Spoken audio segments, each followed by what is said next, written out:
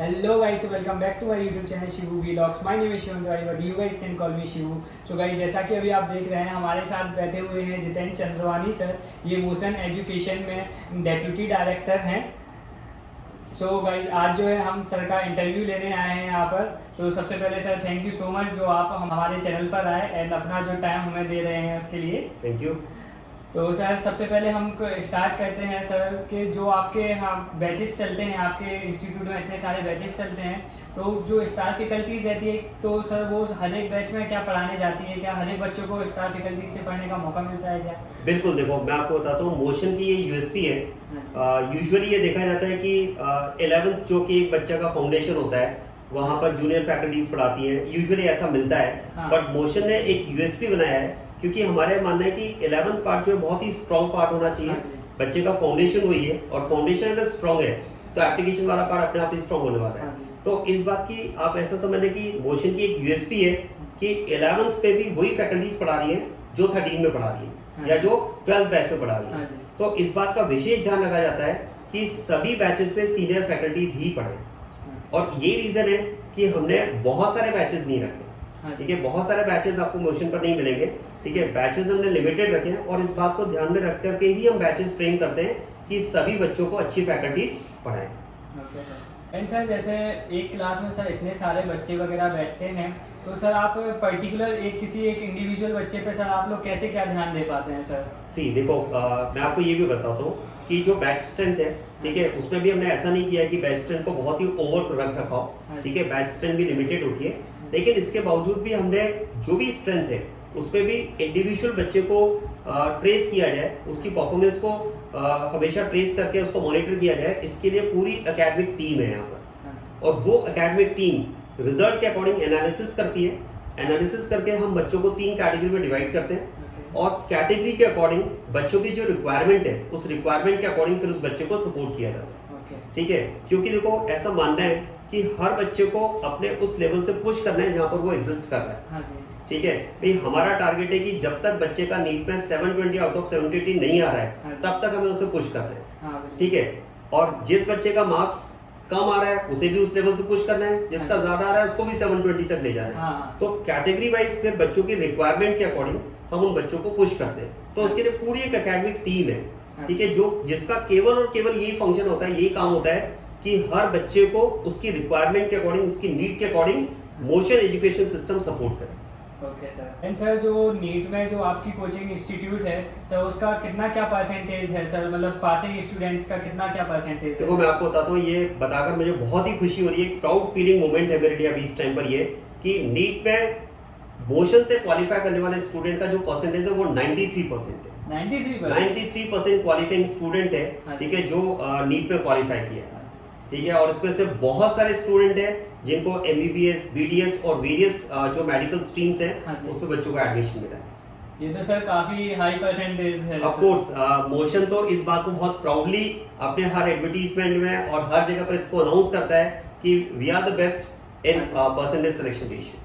Okay sir, जैसे parents and students को जो है सर डाउट रहता है वैसा सर पूछते हैं कि जो टॉपर्स बच्चे रहते हैं एंड जो average and below average students रहते हैं तो सर क्या उनके रिमार्क के बेसिस पे सर उनके बैचेस सेपरेट रहते हैं या फिर उनको पढ़ाने का तरीका अलग रहता है या फिर उनको फैकल्टीज वगैरह डिफरेंट मिलती है? सर देखो ये आपने बहुत अच्छा क्वेश्चन पूछा है. एक्चुअली पेरेंट्स को ये बहुत ज्यादा डाउट रहता है कोटा को लेकर के स्पेशली कि वहाँ पर अच्छे बच्चों की केयर ज्यादा की जाती है और जो बच्चा एवरेज है या बिलो एवरेज है उनको ध्यान नहीं दिया जाता है. देखो मोशन ने इसके लिए क्या बेस्ट किया वो मैं आपको बताता हूँ. ठीक है, मैंने आपको जैसे अभी इससे पहले भी बताया कि हम बच्चों की परफॉर्मेंस के अकॉर्डिंग उसको कैटेगराइज करते हैं. ठीक है, देखो कैटेगराइज करना जरूरी है, कैटेगराइज करना गलत बात नहीं है, बट कैटेगरी को डील आप कैसे कर रहे हैं दैट इज इम्पोर्टेंट. ठीक है, कैटेगराइज करने तक तो इंस्टीट्यूट सब काम करते हैं, लेकिन उसके बाद में डीलिंग वाला जो पार्ट है वो कहीं ना कहीं गड़बड़ होता है, इसीलिए पेरेंट्स के माइंड में ये डाउट आता है. तो मैं आपको ये डाउट क्लियर करना चाहूंगा कि हम यहाँ पर नो डाउट बच्चों को कैटेगराइज करते हैं उनकी परफॉर्मेंस के according, category A, category B and category C. Right, क्योंकि हर स्टूडेंट के लिए देखो मैंने आपको क्या कहा, हर स्टूडेंट को हमें पुश करना है, लेकिन पुश करने के लिए हमें उसे क्या कंटेंट देना है वो स्टूडेंट टू स्टूडेंट वेरी करता है. ठीक है, वो उसकी परफॉर्मेंस के अकॉर्डिंग वेरी करेगा. राइट, जैसे मैं इसको रिलेट करूं कि हम बात करें पेशेंट्स की, तो देखो हर बीमारी की मेडिसिन अलग अलग है.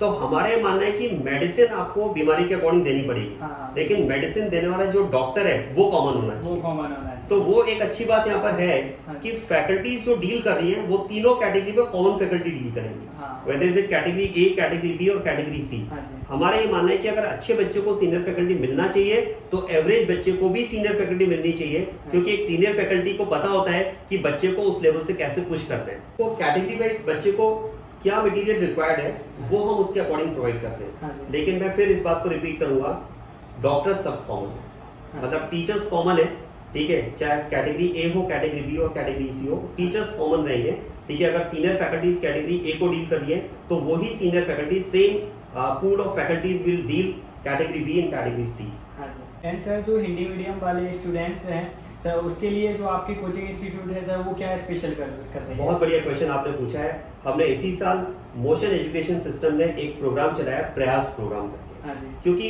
ऐसा हम देखते हैं कि हिंदी मीडियम के स्टूडेंट्स जो होते हैं उनके थोड़े से ग्रामीण एरिया से होते हाँ हैं, जी। ठीक है, ग्रामीण एरिया से, विलेजेस से होते हैं। वहाँ पर जो पेरेंट्स की आजीविका है, अर्निंग जो है वो इतनी ज़्यादा नहीं होती है। हाँ जी। तो मोशन ने एक छोटा सा प्रयास किया है, हमने उन बच्चों के लिए एक फ्लैट फीस स्कीम रखी है, जिसमें हम बहुत अच्छा डिस्काउंट करके बच्चों को हम एडमिशन दे रहे हैं, जिसमें हमने 75,000 का फीस स्ट्रक्चर रखा है बच्चों के लिए, हाँ जी। जो एक तरह से बहुत ही बढ़िया प्रयास किया जा सकता हाँ है, जी। कहा जा सकता है मोशन की तरफ से। Okay sir. And sir parents जो है सर काफ़ी कंसर्न रहते हैं अपने बच्चों को लेकर सर, जो स्पेशली जो सर गर्ल्स वगैरह जो बाहर आती हैं सर, यहाँ पर पढ़ने आती हैं, गर्ल्स हों बॉयज़ हों, उनके पेरेंट्स सर काफ़ी कंसर्न रहते हैं कि कितना सेफ है कोटा इस चीज़ को लेकर। देखो वैसे तो मेरे ख्याल से कोटा में आने वाले बच्चों की जो संख्या है, जो नंबर हाँ है, जी। वो अपने आप में इस बात को प्रूव करता है कि कोटा इज एब्सोल्युटली सेफ। हाँ जी। क्योंकि इतना नंबर ऑफ स्टूडेंट अगर यहाँ पर आ रहा हाँ। है तो वो पेरेंट्स का और बच्चों का फेथ है कोटा हाँ। पर, इसलिए इतना बड़ा नंबर आ रहा है। तो कोटा इज एब्सोल्युटली सेफ, इस बात को मैं बिल्कुल अश्योर करता हूँ सभी पेरेंट्स को। हाँ। और मैं इसके लिए पूरे कोटा वासियों को, पूरे कोटा के नगर के वासियों को थैंक्स कहना चाहूँगा, यहाँ के एडमिनिस्ट्रेशन को थैंक्स कहना चाहूँगा, यहाँ के हर उस पर्सन को थैंक्स कहना चाहूँगा जो कोटा में रह रहा है, क्योंकि हर एक पर्सन यहाँ पर आने वाले बच्चों के लिए, उसकी सेफ्टी के लिए प्रयास करते हैं। एंड सर जो यहाँ पे स्टूडेंट्स सर पढ़ाई वगैरह करते हैं सर, वो कभी कभार सर काफ़ी ज़्यादा डिप्रेशन में आ जाते हैं, प्रेशराइज्ड फील करते हैं सर, काफ़ी स्ट्रेस्ड फील करते हैं, तो उसके लिए सर आप कैसा क्या एटमॉस्फेयर प्रोवाइड करवाते हैं? सबसे पहले तो मैं एक बात आपको कहना चाहूँगा कि बच्चे को स्ट्रेस तब फील होता है जब बच्चे को या तो सब्जेक्ट नहीं समझ में आ रहा है या वो सब्जेक्ट में प्रॉपर्ली कॉप अप नहीं कर पा रहा है। हाँ जी। मोशन एजुकेशन सिस्टम ने एकेडमिक कैलेंडर को इतना अच्छे से प्लान किया हुआ है और हम उसको इतना अच्छे से एग्जीक्यूट करते हैं कि बच्चा कभी भी ओवरबर्डन सब्जेक्ट पे फील करता ही नहीं हाँ है। जी। ठीक है, सबसे पहला हमारा प्रयास होता है कि बच्चे को सब्जेक्ट समझ में आए, क्योंकि स्ट्रेस उसका वहीं से स्टार्ट होता है। हाँ जी। ठीक है, तो पहला हमारा प्रयास ये कि बच्चा स्ट्रेस में आए ही ना। हाँ। ठीक है, उसके लिए हम बच्चे का सब्जेक्ट इतना इजी बनाते हैं, कंटेंट डिलीवरी इतनी इजी रखते हैं कि बच्चे को प्रॉब्लम ही ना आए। तो बच्चे को सब्जेक्ट अगर समझ में आता है तो स्ट्रेस की कोई बात ही नहीं। हाँ जी। ठीक है, और उसके लिए प्रॉपर डाउट काउंटर्स हमने रखे हुए हाँ। ताकि बच्चे अपने डाउट्स को टाइम टू टाइम क्लियर करता रहे, हाँ। सब्जेक्ट का बर्डन फील ना करे। हाँ। इसके अलावा देखो पूरी काउंसलिंग टीम है। हाँ। ठीक है, टाइम टू टाइम हम मोटिवेशनल लेक्चर्स बच्चों को देते रहते हाँ। हैं ताकि बच्चा एकदम रिलैक्स फील करे। ठीक है, और बीच बीच में हम इस तरह की एक्टिविटीज भी करते हैं हाँ। कि बच्चे के साथ में पूरा एक फ्रेंडली एनवायरनमेंट, हाँ। एक फैमिली जैसा एनवायरनमेंट हम क्रिएट करते हैं। Okay sir. तो सर जो भी बच्चे आप यहाँ कोटा आना चाहते हैं तो आप उनके लिए सर क्या मैसेज देना चाहते हैं?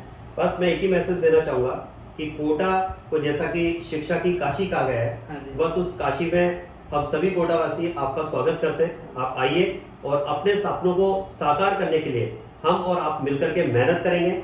और जो फेथ कोटा पर सभी पेरेंट्स ने और बच्चों ने आज तक दिखाया है, उस सभी के लिए मैं सभी को नमन करता हूं। और आगे भी आपका ये फेथ बना रहे, इसके लिए मोशन एजुकेशन सिस्टम अपनी तरफ से बेस्ट करता रहेगा, बेस्ट करता आया है और आगे भी करता रहेगा। और एक बात मैं पेरेंट्स को कहना चाहूंगा, मोशन ने जिस तरह से आईआईटी में अपना परचम लहराया है, उसी तरह से नीट में भी परचम लहराया है और ये हमारे रिजल्ट से प्रूव होता है। टॉप 100 में इस बार हमने 5 रैंक दिए। यस, और ये परचम आगे भी लहराता रहेगा, इस बात के लिए हम प्रतिबद्ध हैं। तो आई होप गाइज आपको वीडियो काफ़ी पसंद आया होगा। सो इस वीडियो में बस इतना ही। अब मिलते हैं आपसे नेक्स्ट वीडियो में। Till then good bye, take care, अपना ख्याल रखिए एंड अपने माता पिता से प्यार करते रहिए। Bye guys. Thank you everyone.